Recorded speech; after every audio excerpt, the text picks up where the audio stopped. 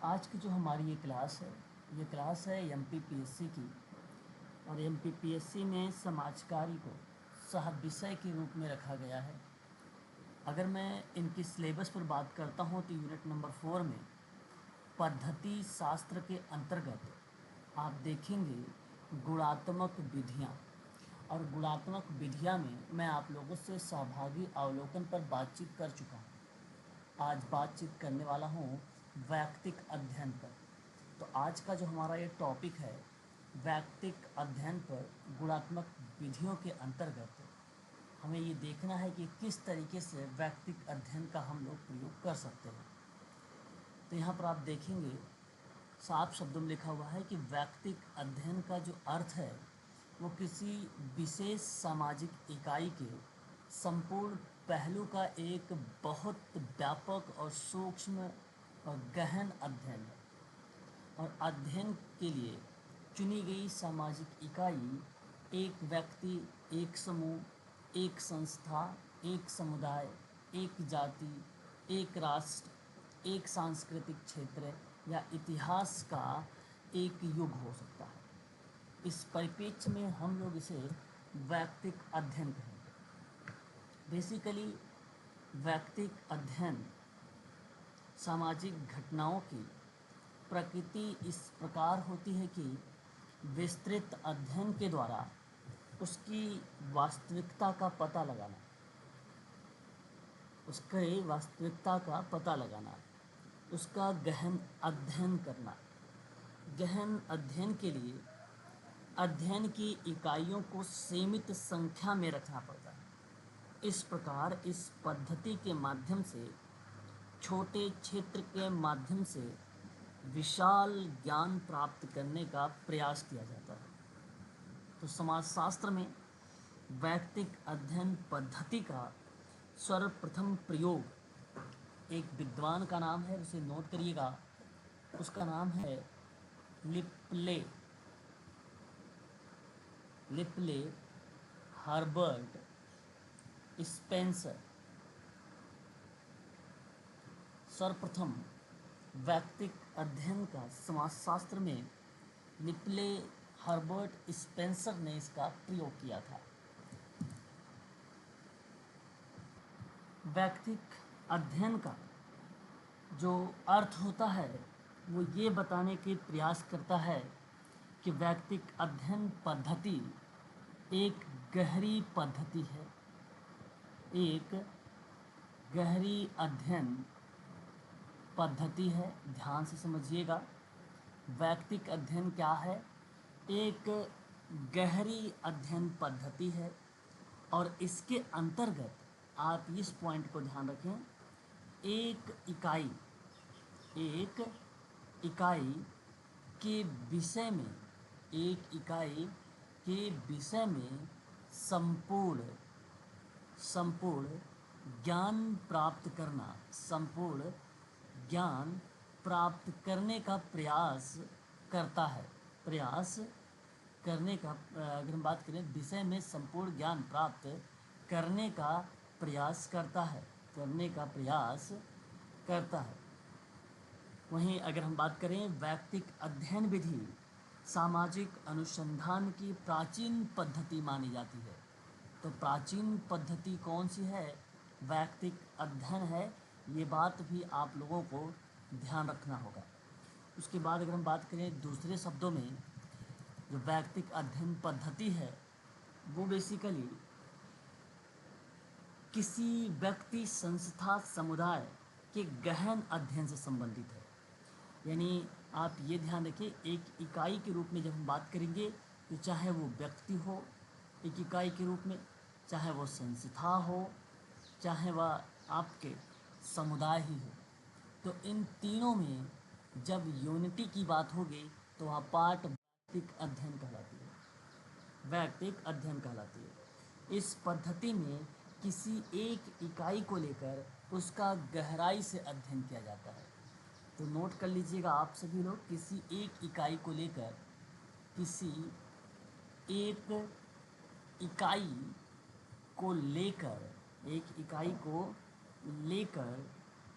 उसका गहराई से अध्ययन करना, उसका गहराई से, ठीक है, अध्ययन करना वैयक्तिक अध्ययन पद्धति कहलाती है। इस बात को आप लोग खासकर ध्यान रखेंगे। वहीं अगर हम बात करते हैं नेक्स्ट पॉइंट पर वैयक्तिक अध्ययन की, तो आप देखेंगे परिभाषाओं को लेकर। परिभाषाएं क्या क्या हैं?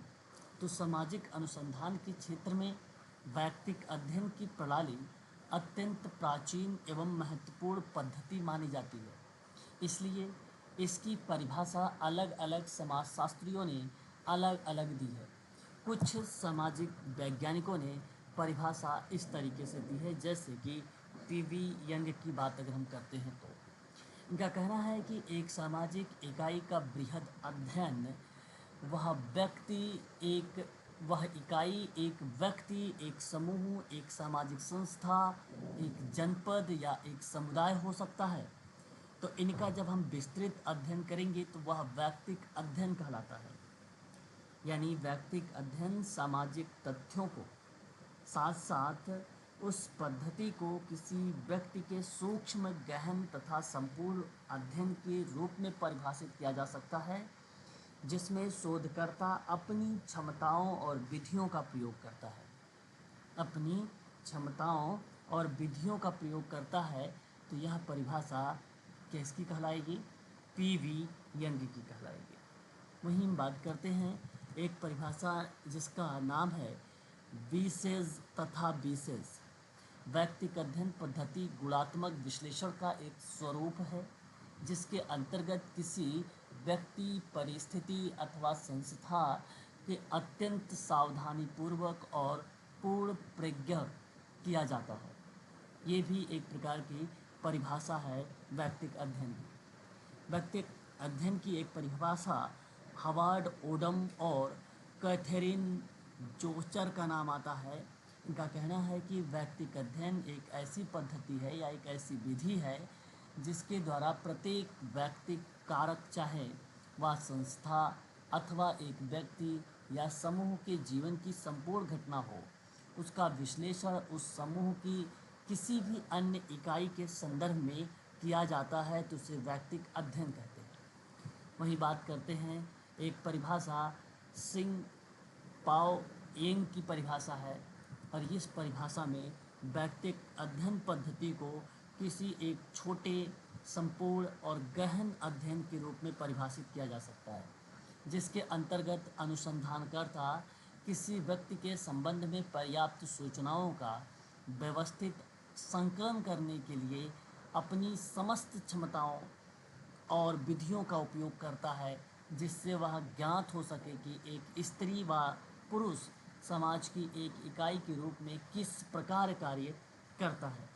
कहने का जो तात्पर्य है कि वैयक्तिक अध्ययन पद्धति को किसी व्यक्ति के सूक्ष्म, गहन तथा संपूर्ण अध्ययन के रूप में परिभाषित किया जा सकता है, और इसमें शोधकर्ता अपनी क्षमताओं और विधियों का भी प्रयोग कर सकता है। ये परिभाषा सिंग पाओ एंग की परिभाषा है वैयक्तिक अध्ययन की पद्धति में। वहीं अगर बात करते हैं वैयक्तिक अध्ययन की पद्धति की कुछ खास विशेषताएं होती हैं, उन विशेषताओं को भी आप लोगों को ध्यान रखना है। मैं आप लोगों से बात करने वाला हूँ, इस चीज़ को आप लोग ध्यान रखें।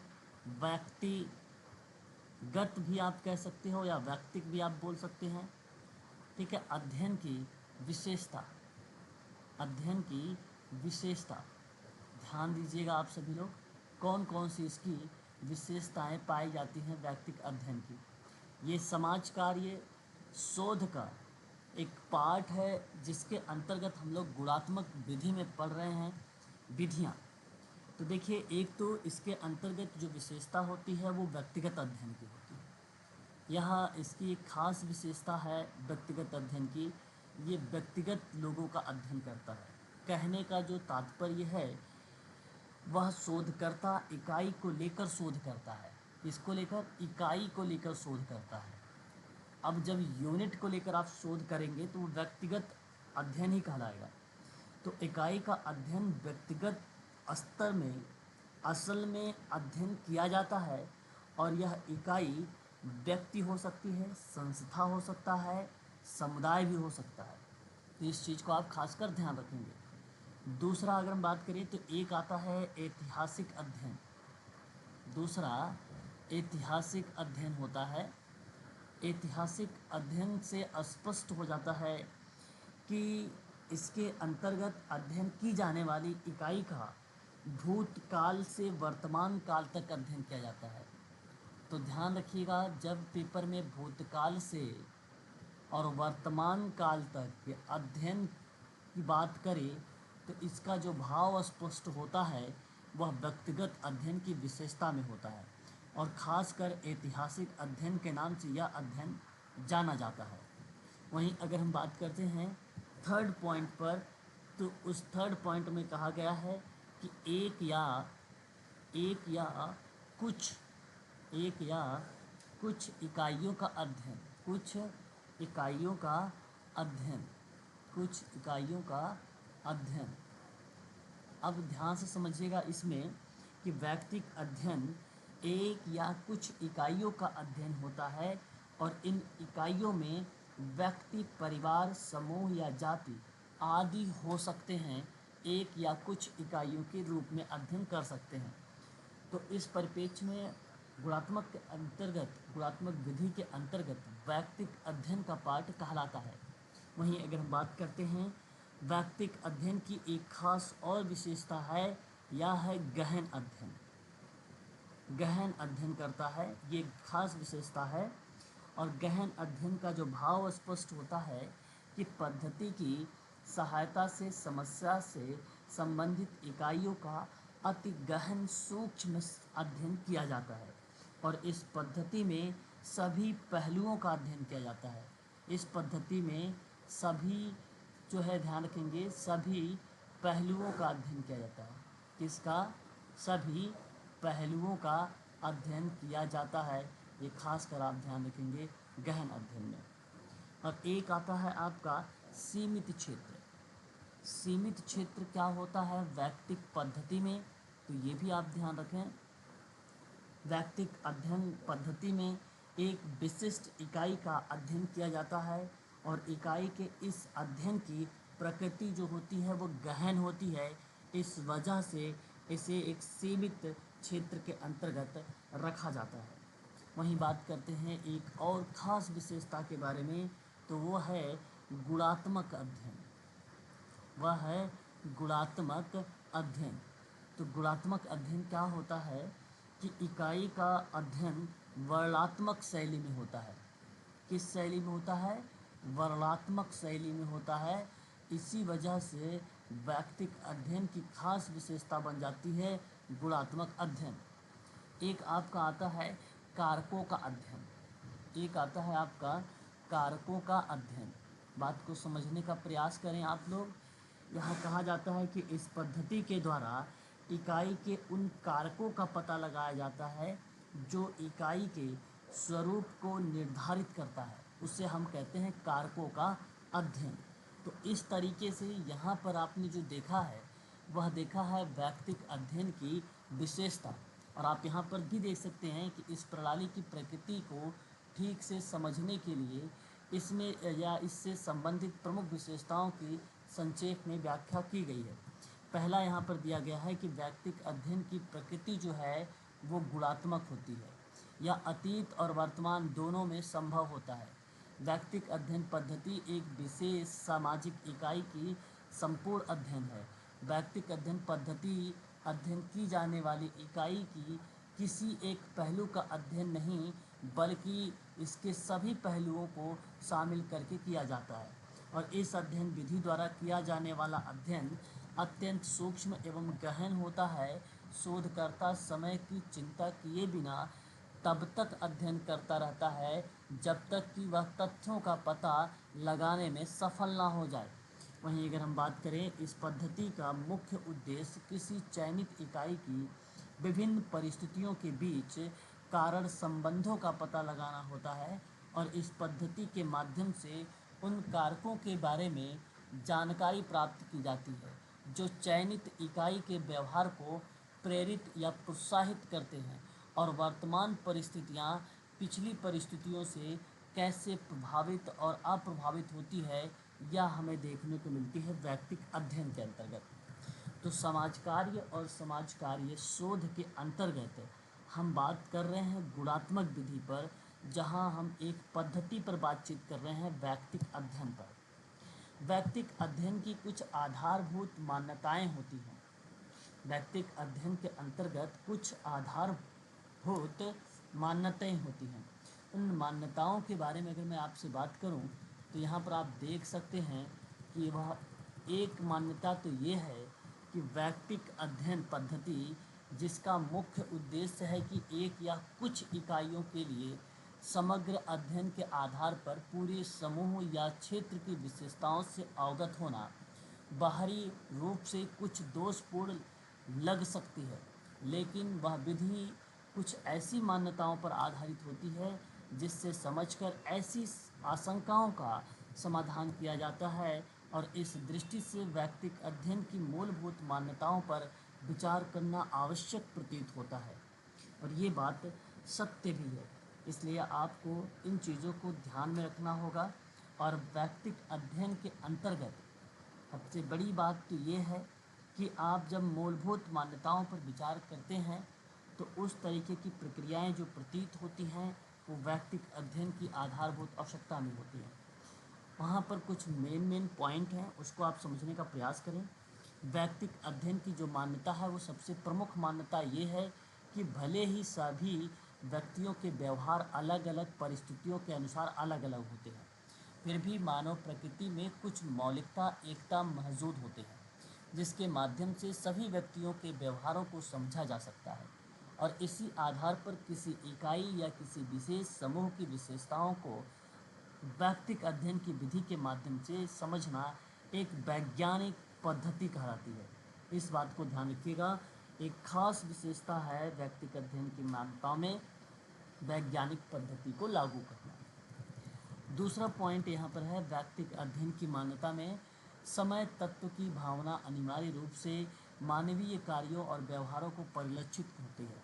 और इस संदर्भ में यह समझना आवश्यक है कि आज जो घटना घटित हो रही है वह किसी न किसी कारक और प्रभाव से बहुत पहले ही बोई जा चुकी है। अतः वैयक्तिक अध्ययन के द्वारा किसी विशेष घटना को प्रभावित करने वाले कारकों की विशेष काल या काल के संदर्भ में समझा जा सकता है। जैसे कि आपने भी देखा था ऐतिहासिक अध्ययन, तो ये भूमिका मान्यता के रूप में भी आ जाती है।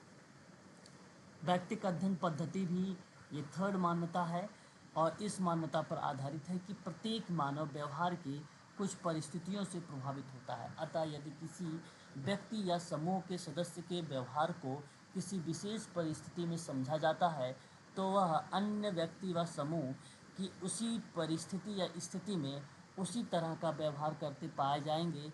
और इस संदर्भ में यह भी सच है कि स्थितियां बार बार आती हैं और इसका अर्थ अलग अलग स्थानों पर अलग अलग समय पर उत्पन्न होने वाले मानवीय व्यवहारों की हम भविष्यवाणी कर सकते हैं। तो वैयक्तिक अध्ययन की एक मान्यता ये भी है कि हम इसका जो है भविष्यवाणी भी कर सकते हैं। वैयक्तिक अध्ययन की एक महत्वपूर्ण मान्यता ये भी है कि किसी सामाजिक इकाई का उचित अध्ययन केवल समग्र रूप से देखने पर ही प्राप्त होता है, ना कि इसके एक या कुछ पहलुओं के आधार पर।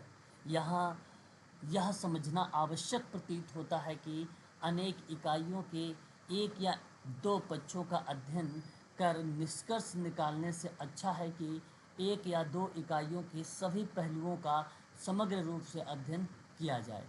वहीं बात करते हैं वैयक्तिक अध्ययन की उपयोगिता इस मान्यता पर आधारित है कि मानव व्यवहार और सामाजिक क्रियाएं इतनी जटिल हैं कि उन्हें केवल अवलोकन या साक्षात्कार के माध्यम से ठीक नहीं समझा जा सकता है, लेकिन व्यवहारों का उचित दृष्टिकोण प्राप्त करने के लिए वैयक्तिक और समग्र अध्ययन करना आवश्यक होता है। वैयक्तिक अध्ययन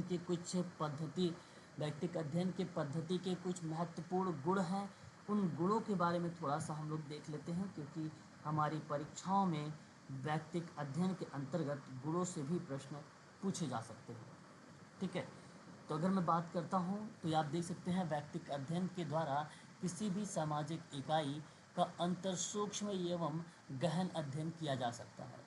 व्यक्तिक अध्ययन एक ऐसी विधि है जिसके द्वारा चयनित इकाई के भूत, वर्तमान और भविष्य को समझकर और समन्वय करके निष्कर्ष निकालना संभव होता है।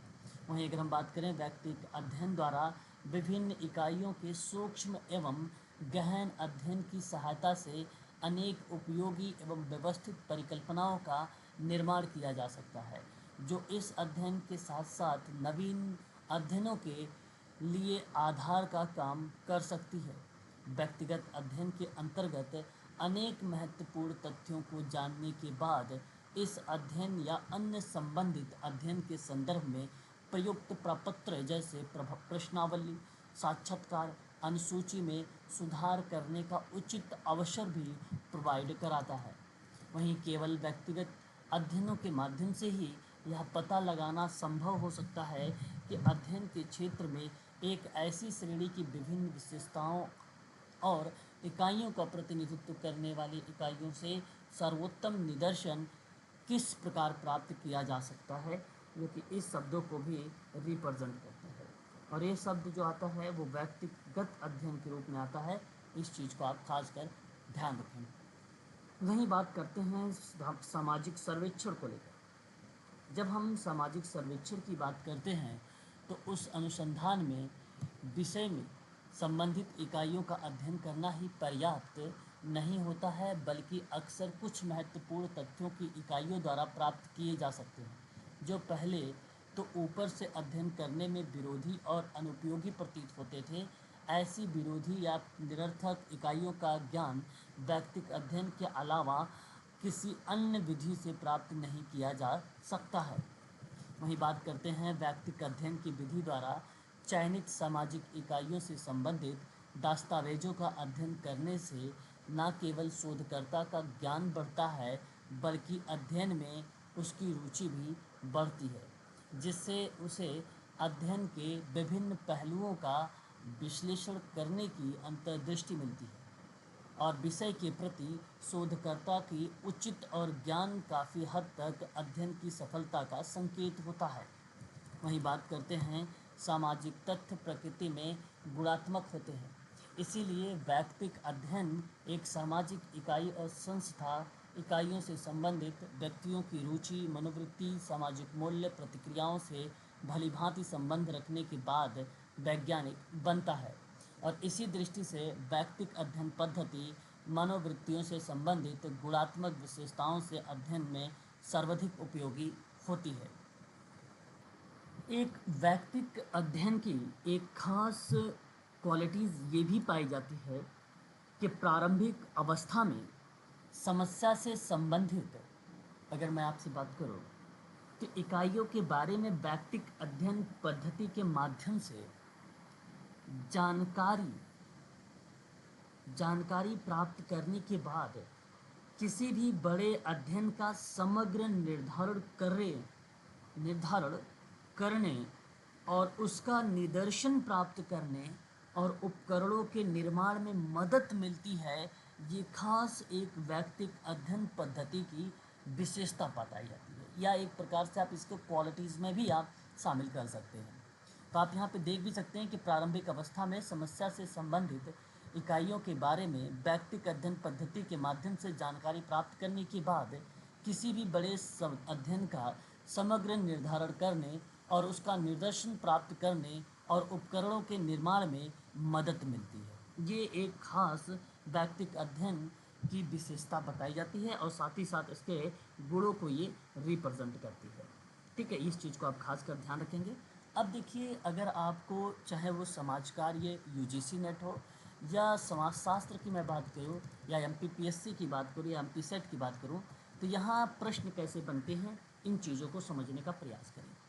एक प्रश्न आपको लिए आपके सामने रिप्रेजेंट होगा कि व्यक्तिगत अध्ययन, ठीक है, व्यक्तिगत अध्ययन से क्या अभिप्राय है, क्या अभिप्राय है, यह एक प्रश्न बनेगा। और इसका आंसर जब रिप्रेजेंट होता है तो व्यक्तिगत अध्ययन की एक ऐसी पद्धति को संदर्भित करता है जिसके द्वारा किसी व्यक्ति की गतिविधियों, दृष्टिकोणों और जीवन इतिहास का गहराई से अध्ययन होता है। जीवन इतिहास का गहराई से अध्ययन होता है, तब हम इसको व्यक्तिक अध्ययन का अभिप्राय समझेंगे। तो एक प्रश्न इस तरीके से बनेगा, और दूसरा जो प्रश्न आपके एग्ज़ाम में आएंगे वो कहेगा कि व्यक्तिक अध्ययन पद्धति की विशेषताओं के बारे में बताएं।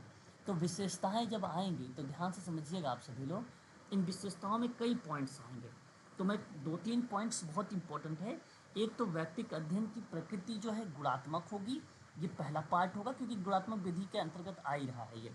दूसरा कि यह अतीत प्लस में वर्तमान दोनों की बात करता है, कोऑर्डिनेट करने की बात करता है, ये दूसरी विशेषता रहेगी। तीसरी विशेषता कि व्यक्तिक अध्ययन की जो पद्धति है वो एक विशेष सामाजिक इकाई का संपूर्ण अध्ययन करती है। तो एक कोई विशेष इकाई है और उसका जब डिटेल अध्ययन करता है तो वो क्या कहलाता है, व्यक्तिक अध्ययन की पद्धति।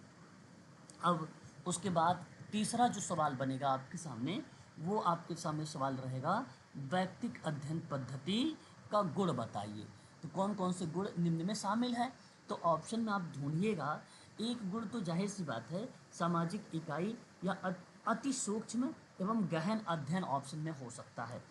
वैसे तो ये प्रश्न इतने इजी आएंगे कि आप समझ जाएंगे कि यूनिटी की बात करता है, इकाई की बात करता है, तो आप आसानी से आइडेंटिफाई कर भी लेंगे।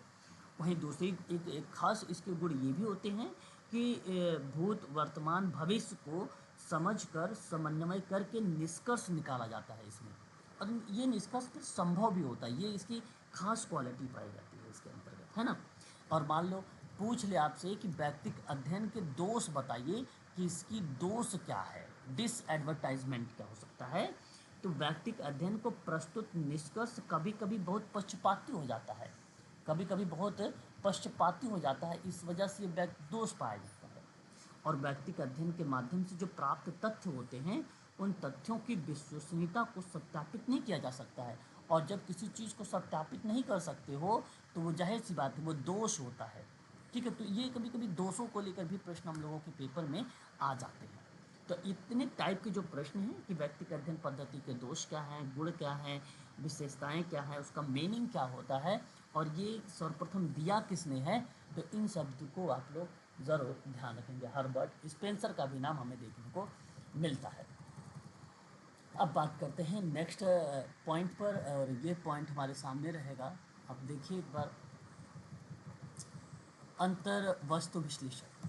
अगर हम सिलेबस पर बात करें तो आप यहाँ पर देख सकते हैं सिलेबस में एमपीपीएससी के एक और पॉइंट यहाँ पे गुणात्मक विधियों में शामिल किया गया है, और वो पद्धति है या आप वह विधियाँ है अंतर वस्तु विश्लेषण। इसके बारे में हम थोड़ा सा देख लेते हैं ये क्या चीज़ होता है, समझने का प्रयास करिएगा आप सभी लोग। ये बेसिकली अंतर्वस्तु विश्लेषण, ध्यान देने का प्रयास करें।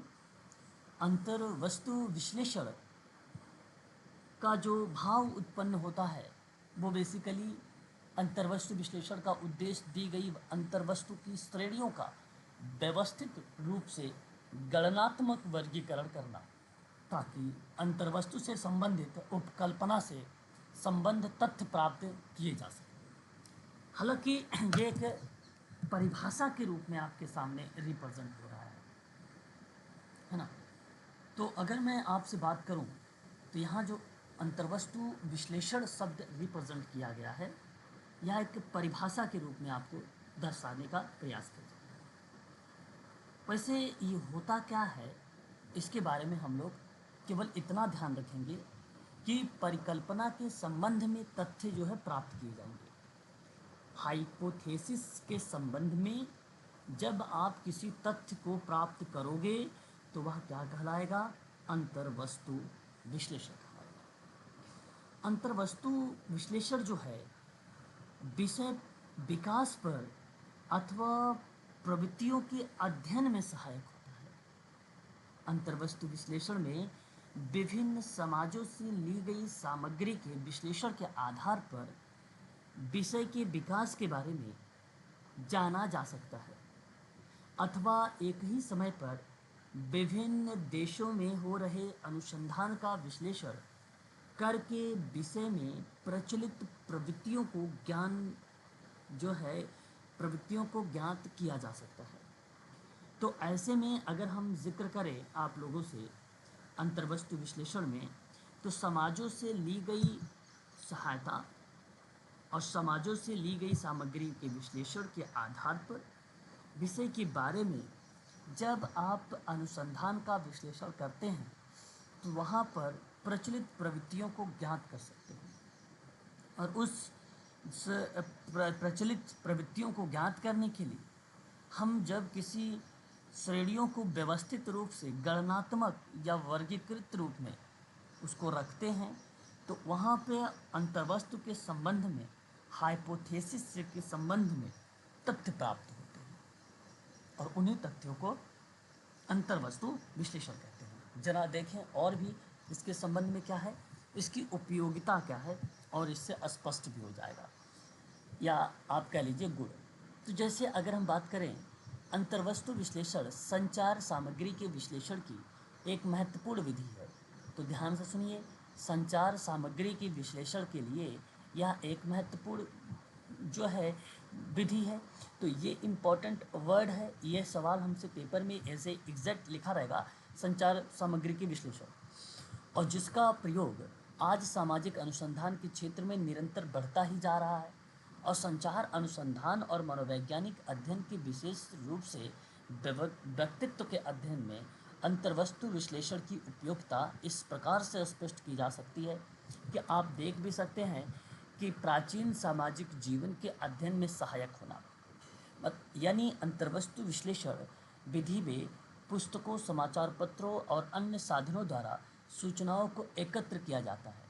इसलिए अंतर्वस्तु विश्लेषण में सबसे बड़ा गुण यह है कि इसकी सहायता से प्राचीन समय में सामाजिक जीवन का भी अध्ययन किया जा सकता है। वहीं बात करते हैं अंतर्वस्तु अध्ययनों में सहायक अंतर्वस्तु विश्लेषण की एक वस्तुनिष्ठ विधि मानी जाती है, जिसमें अनुसंधानकर्ता की उपस्थिति का जनसंचार साधनों पर कोई प्रभाव नहीं पड़ता है। यह निष्पक्ष रूप से सभी सूचनाओं को एकत्रित कर सकता है। वहीं अगर हम बात करें संचार सामग्री की प्रवृत्ति के वर्णन में सहायक, अंतर्वस्तु विश्लेषण को संचार सामग्री की कम समय व लंबे समय की प्रवृत्तियों का वर्णन करने का सबसे अधिक प्रभावशाली साधन माना जाता है। वहीं अगर हम बात करते हैं विषय विकास पर अथवा प्रवृत्तियों के अध्ययन में सहायक, तो अंतर्वस्तु विश्लेषण में विभिन्न समाजों से ली गई सामग्रियों के विश्लेषण के आधार पर विषय के विकास के बारे में जाना जा सकता है, अथवा एक ही समय पर विभिन्न देशों में हो रहे अनुसंधान का विश्लेषण करके विषय में प्रचलित प्रवृत्तियों को ज्ञान प्राप्त किया जा सकता है। संचार सामग्री के अंतर्राष्ट्रीय अंतरों के अध्ययन में सहायता, यानी आज के युग में राष्ट्रीय विकास के संचार के साधनों का महत्वपूर्ण स्थान है। विभिन्न देशों के संचार साधनों और साधन या संचार प्रसंगों की तुलना करके इसके अंतर को ज्ञात किया जाता है, जो अंतर्राष्ट्रीय साधनों के विकास में अत्यंत उपयोगी होता है। कहने का भाव कि संचार सामग्री के अंतर्गत जो अंतर्राष्ट्रीय है, उस लेवल पे जब आप अध्ययन करते हैं तो वहाँ पर बताया जा रहा है कि राष्ट्रीय विकास के संचार के साधनों में महत्वपूर्ण स्थान है इसका। दूसरा, देश के संचार साधन में इम्पोर्टेंट है। तीसरा, संचार प्रसंगों की तुलना में इसका इम्पोर्टेंस है। तो अलग अलग तरीके से जब हम अंतर को देखते हैं तो ऐसी कंडीशन पर भी हमें अंतर्वस्तु के उपयोगिता को देखने को मिलती है, अंतर्वस्तु विश्लेषण की उपयोगिता देखने को मिलती है। रीज़न ये, विश्लेषण का मतलब क्या होता है, अलग अलग पार्ट में आप राष्ट्रीय लेवल पर देख रहे हैं, आप इंटरनेशनल लेवल पर देख रहे हैं, आप देशीय लेवल पर देख रहे हैं, आप समुदाय के लेवल पर देख रहे हैं। ऐसी कंडीशन पर हम अंतर्वस्तु को यूज करते हैं। संचार साधनों की तुलना में सहायक एक होता है। अंतर्वस्तु विश्लेषण के द्वारा संचार के विभिन्न साधन हो, जैसे रेडियो है, टेलीविज़न है, समाचार पत्र है, पत्रिकाएं हैं इत्यादि की तुलना करके यह पता लगाया जाता है कि इसमें कौन कौन सा साधन अधिक प्रभावशाली है। सरकारी प्रचार विज्ञापन में यह जानना अत्यंत अनिवार्य है। प्रचार की विधियों को ज्ञात करना, कौन सी प्रविधियाँ और विषय, प्रसंग, गीत, कविता, नारा, वाक्य इत्यादि निर्माण अथवा प्रचार में अत्यधिक प्रभावशाली है, और इसका पता अंतर्वस्तु विश्लेषण की सहायता के द्वारा आसानी से लगाया जा सकता है। आगे बात करते हैं अंतर्वस्तु विश्लेषण की कुछ प्रक्रियाएं होती हैं, जैसे आप कह सकते हो चरण। अगर पेपर में सवाल आ जाए कि अंतर्वस्तु विश्लेषण की स्टेप के बारे में ज़रा जिक्र करें, तो आपको बताना है कुछ स्टेप। जैसे पहला स्टेप ये है कि आवश्यक आंकड़ों का स्पष्टीकरण करना, है ना। और किसी अंतर्वस्तु विश्लेषण की रूपरेखा जब तैयार करते हैं तो उस समय यह निश्चित करना आवश्यक हो जाता है कि रिलेशन के लिए किस प्रकार के तथ्यों की आवश्यकता पड़ेगी संबंध बनाने के लिए। तो इसलिए आवश्यक आंकड़ों का स्पष्टीकरण करना ये पहला स्टेप है। दूसरा है कि सामग्री के श्रेणियों में विभाजन करना, यानी हर समस्या में अनेक कारक होते हैं और इन कारकों के अनेक वर्गीकरण में हम विभाजन कर सकते हैं, और यह इस बात पर निर्भर है कि अध्ययन का उद्देश्य क्या है और किस प्रकार का मापन करना है। तो इसकी श्रेणी में इस तरह के होनी चाहिए कि तथ्यों को आसानी से जो है इनमें रखा जा सके। सामग्री के उपयोग की प्रक्रिया निश्चित करना, विश्लेषण के लिए यह निश्चित और करना भी आवश्यक है कि संग्रहित सामग्री का उपयोग किस प्रकार किया जाए और उसके लिए उपयोग की जाने वाली प्रणाली का पूर्व निर्धारण करना आवश्यक होता है।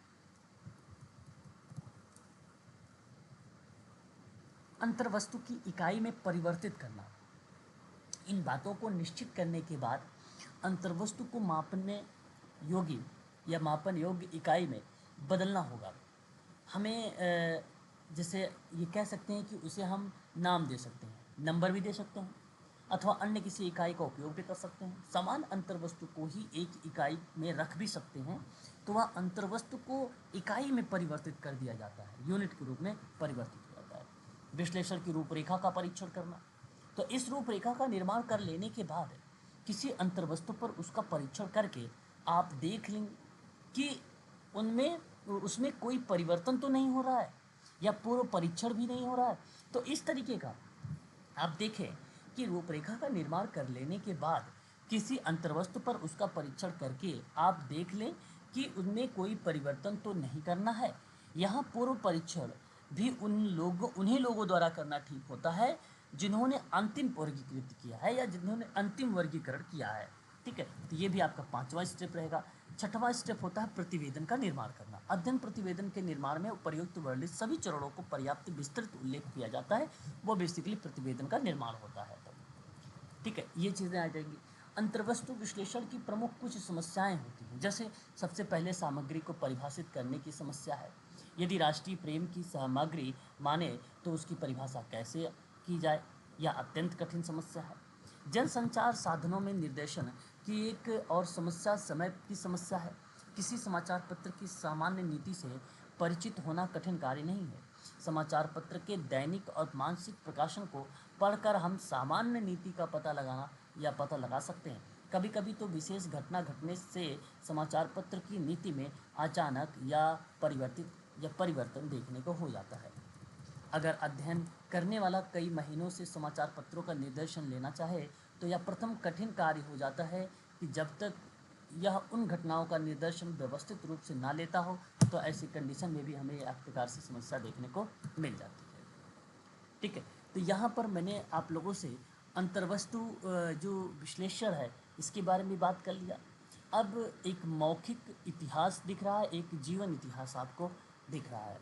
तो यहाँ अगर मैं आपसे बात करूँ तो आप देख सकते हैं मौखिक इतिहास है और इसके नीचे आपको मिलेगा जीवन इतिहास के बारे में भी।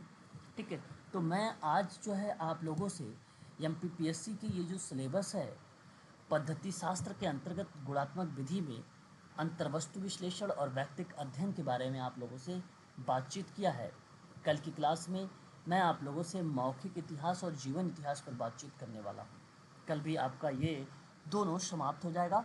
फिर मैं आप लोगों से केंद्रीय प्रवृत्ति के माप में यानी सांख्यिकी के बारे में हम लोग पढ़ाई करेंगे, यानी उसके बारे में देखेंगे।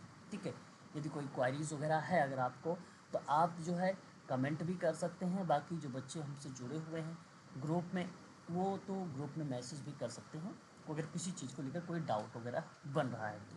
ठीक है, तो आज के लिए बस इतना ही।